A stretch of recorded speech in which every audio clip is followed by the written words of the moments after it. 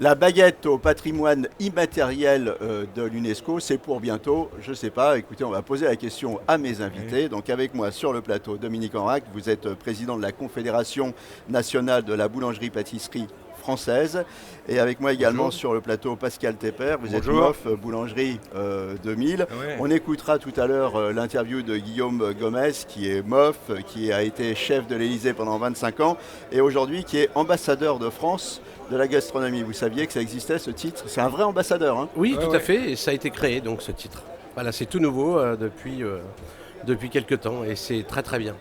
Alors, qui a eu cette idée, Dominique Enrac? Bah écoutez, c'est nous, la Confédération, hein, on a voulu, si vous voulez, ce produit qui est merveilleux devant l'industrialisation, la mondialisation, on a voulu vraiment sauvegarder ses savoir-faire.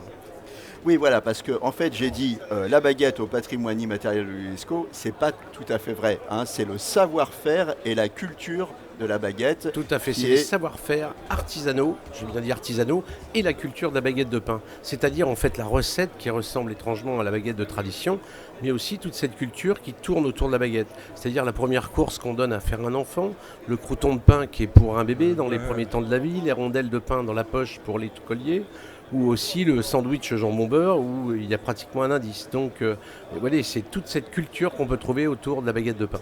Ah, je vais vous dire, le crouton de pain, c'est pas que les bébés, hein. Moi, à chaque fois que je vais acheter du pain, je peux pas sortir de la boulangerie sans avoir pris le crouton de pain. Généralement, la première chose que font les gens quand ils viennent chercher une baguette, c'est couper le crouton et puis manger le crouton. Oui, voilà.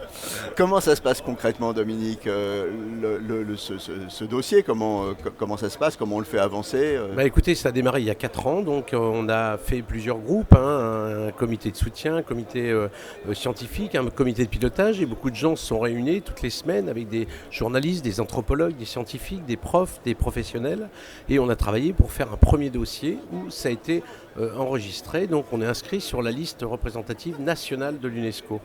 Et ensuite, il y a un deuxième travail qui a été de l'inscrire au patrimoine culturel immatériel mondial de l'UNESCO. Et là, donc, c'est un dossier qui est encore un peu plus compliqué, avec un film de 10 minutes qui explique tout comment on mange le pain, d'où ça vient, qui le fait, etc. Et un film qui va faire le tour du monde, un dossier effectivement, et une enquête anthropologique qui nous a appris notamment beaucoup de choses au niveau de cette culture de la baguette de pain. C'est un dossier qui est porté par la Confédération seule ou c'est aussi le ministère de la Culture? Il y a une implication gouvernementale, comment ça se passe? Alors c'est en fait la Confédération qui porte ce dossier, c'est-à-dire la Confédération avec les 33 000 boulangers et aussi les 130 000 salariés qui sont dans la branche. Mais c'est le ministère de la Culture et l'endroit pour tous ces dossiers UNESCO. Donc on est en lien avec le ministère de la Culture parce qu'en fait c'est lui qui, à un moment donné, décide de prendre un dossier qui partira à l'international et il doit notamment la ministre Roselyne Bachelot, ce qu'elle a fait pour choisir la baguette comme dossier qui partira à l'international. Donc là, on en est où et les prochaines étapes? Bah écoutez, donc suite à la décision de Roselyne Bachelot de prendre ce dossier de la baguette, où on n'était pas en compétition mais avec différents dossiers, là maintenant ce dossier part à l'international et chaque pays va l'étudier pendant un an. Et en fait là on est en cours d'année, ce qui fait qu'au mois de décembre, tous ces pays qui vont voter, et bon, il y a 197 pays, mais une vingtaine qui s'occupent de ce dossier, vont voter pour savoir si on est inscrit au patrimoine culturel immatériel mondial de l'UNESCO. Parmi les 197 pays qui vont voter, est-ce qu'on a une idée du nombre de pays où la culture du pain est importante finalement? Bah écoutez, on dirait la culture de pain est importante partout, puisque du pain, il s'en mange partout, c'est universel. Ouais. Par contre, la culture de la baguette, ça, c'est déjà beaucoup plus restreint. Effectivement, c'est vraiment en France que ça se passe, où c'est cet achat journalier. Vous savez, il n'y a pas beaucoup de pays dans le monde où on arrive et où on dit... vous, dans un magasin, vous m'en mettez 2 et on vous donne 2 baguettes. Donc c'est un automatisme. Après, il y a des endroits comme le Vietnam, le Sénégal, d'autres pays aussi du Maghreb où ça mange quand même une baguette, du pain qui ressemble à une baguette. Mais c'est vrai que cette baguette est quand même pas automatique tous les jours dans le monde. Alors, à quoi ça va servir tout ça? On peut se demander. Et on est allé poser la question à Guillaume Gomez, donc comme je le disais, qui est MOF, qui a été chef de l'Élysée, qui est aujourd'hui ambassadeur de France de la gastronomie. Je lui ai posé la question, il a un vrai passeport diplomatique, hein, c'est un vrai ambassadeur. On va écouter tout de suite ce que nous dit Guillaume Gomez et puis ensuite on va revenir sur le plateau. Alors je suis en duplex avec Guillaume Gomez. Guillaume Gomez, vous êtes MOF, vous avez été pendant 25 ans chef de l'Élysée, vous avez régalé les papilles de nos présidents et vous êtes maintenant ambassadeur de France de la gastronomie. Alors on ne badine pas avec l'image de la France, hein, c'est pas à vous je vais dire ça. Donc la baguette au patrimoine immatériel de l'UNESCO, c'est important. Bonjour, oui, c'est très important parce que à travers cette baguette, bien sûr, ce sont déjà les savoir-faire de la baguette de tradition qui sont en passe d'être classés à l'UNESCO. Et à travers ça, bien sûr, c'est toutes celles et ceux, toutes les filières du champ, du blé, avec les lévuriers, avec également les meuniers et bien sûr nos artisans boulangers de tout le territoire de France qui sont en compétition pour être reconnus par l'UNESCO. Et c'est quelque chose d'important parce que vous savez, ces savoir-faire immatériels qui sont classés au patrimoine de l'UNESCO, ce sont des liens entre les peuples. Et quoi de mieux que la baguette de tradition française pour nous unir? Alors c'est important, et puis c'est important aussi pour tous les boulangers, tous les chefs qui sont implantés à l'étranger. Et Dieu sait si la gastronomie française, elle rayonne. Donc c'est un rayonnement de plus. Oui, c'est un outil pour le rayonnement de la France et de sa gastronomie, bien sûr. Et à travers sa gastronomie française, ses valeurs, sa culture, son économie. Et bien sûr, c'est quelque chose de très important pour tous les Français établis hors de France, mais également, c'est quelque chose d'important pour notre attractivité et pour toutes celles et ceux qui viendront visiter la France. Alors une dernière question, un ambassadeur de France de la gastronomie, qu'est-ce qu'il fait au juste ?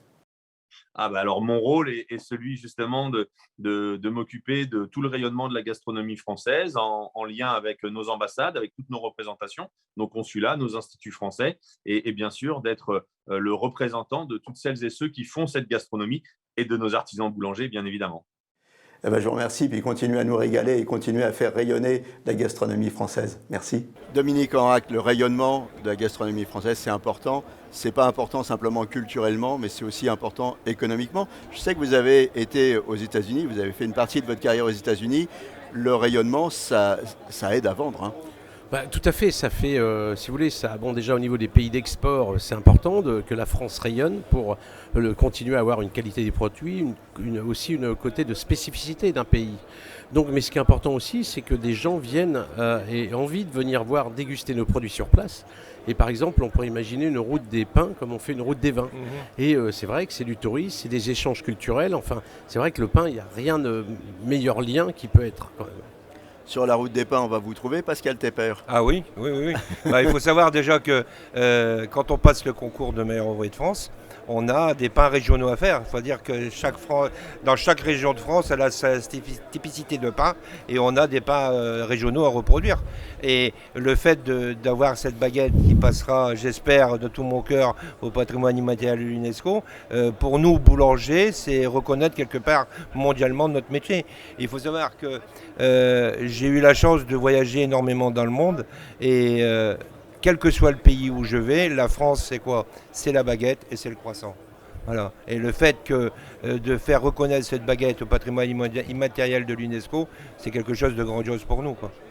Voilà. Pour les boulangers qui sont installés à l'étranger, qu'est-ce que ça va changer ce label? Ils vont pouvoir s'en prévaloir, ils vont pouvoir communiquer autour de ça? Alors il faut que cette baguette va, je pense, renforcer peut-être la travaillité du produit, mais aussi les professionnels dans leur réalisation. C'est-à-dire que des gens qui vont vouloir faire de la baguette la feront dans les normes, c'est-à-dire un pétrissage lent, une longue fermentation, un façonnage à la main et une belle cuisson.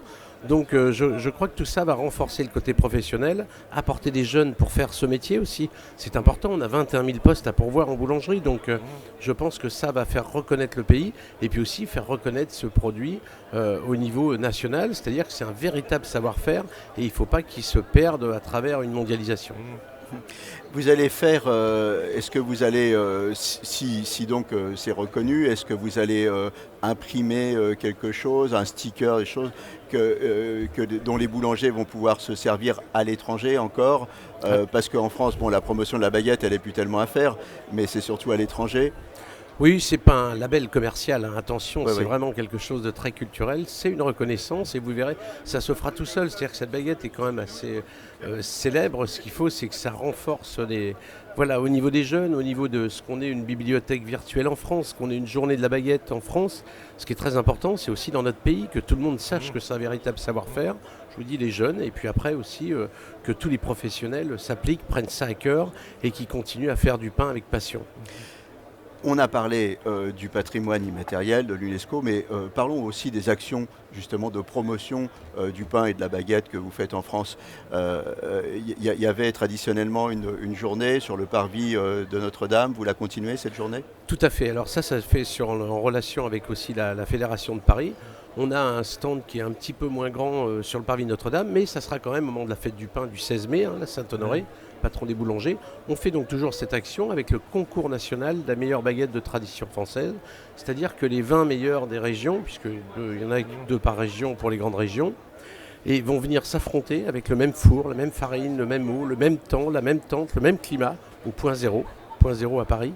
Et ça, c'est quelque chose de formidable parce qu'on s'aperçoit que sur les 20 personnes, il n'y a pas 2 baguettes pareilles. Donc on parle vraiment de savoir-faire. Et c'est quelque chose qui, je vous dis, au kilomètre zéro, juste devant Notre-Dame, est quelque chose le type qui le gagne, l'an dernier c'était un Normand, il est rentré chez lui, il a explosé au niveau des ventes. Quoi. Oui, complètement. Quand on parle de savoir-faire, le savoir-faire c'est quoi? C'est un tour de main, c'est bien choisir son matériel, c'est bien choisir ses ingrédients, c'est comme vous l'expliquez dans une autre émission, Pascal Tepper, donner le temps à la matière de s'exprimer. Qu'est-ce que c'est un savoir-faire? Un savoir-faire, c'est tout. Déjà, c'est dans les premiers actes du savoir-faire, c'est acheter ses matières. C'est-à-dire respecter les farines, respecter ce qu'on va utiliser. Après, c'est avoir un total respect de la fabrication de la pâte. C'est-à-dire pas surpétrir, favoriser des pétrissages lents, des fermentations naturelles par le vin, et après des longues fermentations. Comme je vous ai expliqué la dernière fois, notre métier est basé comme les métiers des vignerons. Il faut laisser le temps au temps. Au plus on va laisser la matière s'exprimer lentement, mais longtemps dans le temps, au meilleur le produit sera. C'est ça qu'il faut. C'est toutes les phases de fabrication qu'il faut respecter. Voilà. Si on ne peut pas dire je vais acheter de la bonne farine, puis le reste je m'en moque un petit peu, non. Le résultat sera médiocre. À chaque étape, il faut respecter toutes les étapes de la fabrication du pain. Voilà. Savoir-faire, patrimoine, il ne faut pas se tromper. Malgré tout, la boulangerie, ce n'est pas un métier figé. Hein, et dans une tradition, c'est un métier qui évolue énormément. Donc c'est un métier aussi de recherche-développement, Dominique Horak. Tout à fait. Là, on peut dire que c'est un vieux métier moderne. C'est-à-dire qu'à travers des recettes qu'on conserve, à travers des savoir-faire, vous voyez, cette longue fermentation, ce façonnage à la main, on arrive quand même à se mécaniser, c'est-à-dire de trouver du matériel qui soit moins pénible pour le dos, des choses à porter, par exemple pour des crèmes, on garde toujours les mêmes recettes avec du matériel pour épuiser un petit peu moins les hommes. Et ça nous permet aussi de décaler un petit peu dans le temps ces horaires de nuit, que ça soit de façon à ce qu'un boulanger puisse, à la limite, quelquefois vivre un peu comme tout le monde. Donc je pense qu'il y a de la modernité aussi au niveau du digital, c'est-à-dire qu'on n'est pas trop pour les plateformes, c'est-à-dire qu'on ne veut pas perdre notre clientèle, mais on va quand même se servir pour les encaissements. Vous savez que dans le monde entier, il y a un dénominateur commun au niveau du commerce, c'est que quand une personne a choisi, elle veut payer très vite. Donc voilà, on va dans l'encaissement, aussi dans la présentation des produits dans le digital. Donc on doit se moderniser, on doit suivre le cours de la vie, tout en faisant attention de garder les traditions et les recettes. Garder les traditions, être dans la modernité. Il y a beaucoup de chefs c'est une grande mode, qui revisitent les produits. Donc comment on fait cet équilibre entre le basique et... Après, c'est de la recherche. Moi, je savais, je passe 15%, 20% de mon temps à faire de la recherche et du développement. C'est-à-dire avec une farine, avec des céréales, avec qu'est-ce que je peux faire avec des levains, j'essaye. Et puis voilà, quand j'ai trouvé la finalité du produit que je veux, que ce soit gustativement et puis au niveau de l'aspect visuel, je suis content. Voilà. Nous, notre devoir, je crois quelque part, tous les meilleurs ouvriers de France en boulangerie, notre devoir, c'est ça. On est quelque part la locomotive du métier. On est là pour amener des nouveautés. Et en même temps, toutes les nouveautés qu'on trouve, qu'on recherche, c'est de le faire savoir au boulanger, par la transmission, par les stages. Il nous reste 30 secondes à passer ensemble, donc on a un ambassadeur de la gastronomie française. Les vrais ambassadeurs aussi, c'est les MOF. Oui, tout à fait. Il y a si vous voulez, on a des gens qui sont assez marqués, qui connaissent bien leur métier et qui rayonnent à travers le monde. Et aussi Guillaume Gomez, qui est meilleur ouvrier de France et qui a été longtemps le chef à l'Élysée, le chef des présidents de la République, donc qui a croisé Ce sont des gens qui nous aident à rayonner à travers ce savoir-faire et cette image. Je vous remercie tous les deux d'être passés sur Merci. le plateau de Forum TV Panifour. Et donc, n'oubliez pas, la prochaine fois, quand vous mangerez un petit bout de baguette, c'est un petit bout de patrimoine immatériel qu'on va croquer. Merci, à bientôt. Merci. Merci.